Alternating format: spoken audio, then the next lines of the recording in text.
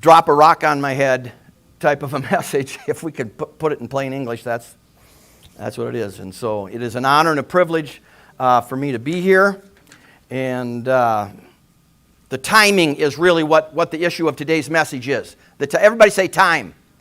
You realize God doesn't have time. We do. Right? You have to try to get your mind wrapped around that. Last week, so that's a week ago. What's a week in God's time? Nothing. So last week, we accepted a candidate for pastor for Family Worship Center. So you're going to sit there and say, Bruce, what does that mean? Where do we go from here? How do we go from here? Importantly, why do we go from here? What should we expect from here? Those are all logical questions. Is that not correct? You realize that none of us here in this church have ever had a new pastor before. Correct? So none of us have ever been here before. That's significant to know that we are in a place where we've never been before, so we have to understand what that means. Well, there's some insight into new beginnings in the Bible. Going where you have not been before. Aren't you glad? Because otherwise you'd have to listen to me talk about something else. We are going to start in the middle of a story. Then we're going to go to the beginning of a story.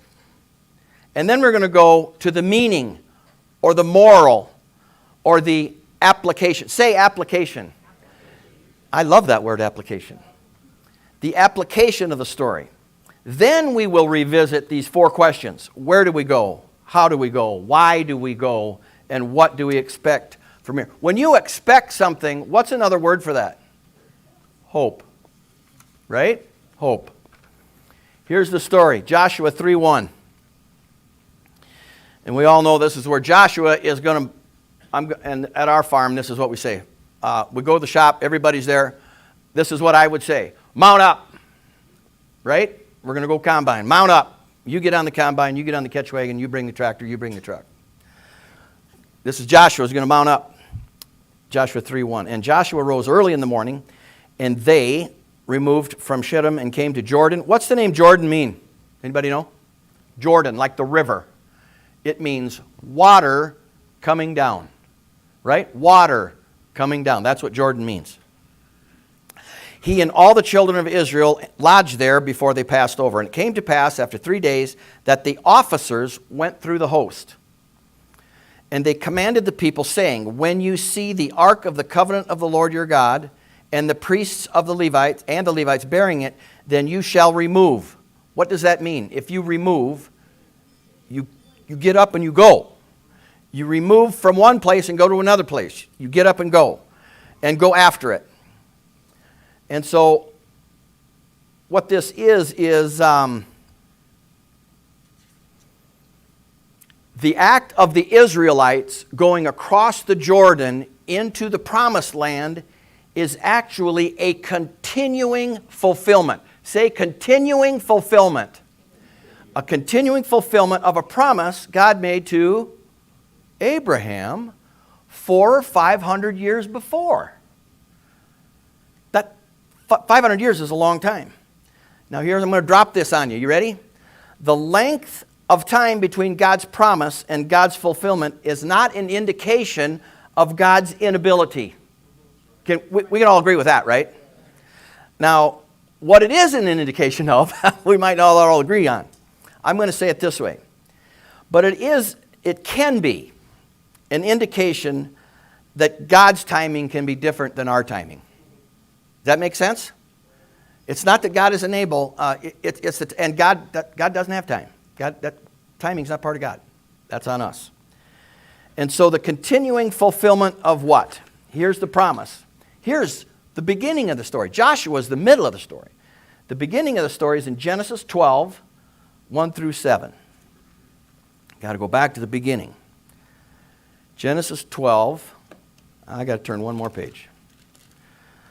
This is called in my Bible the call. Everybody say call.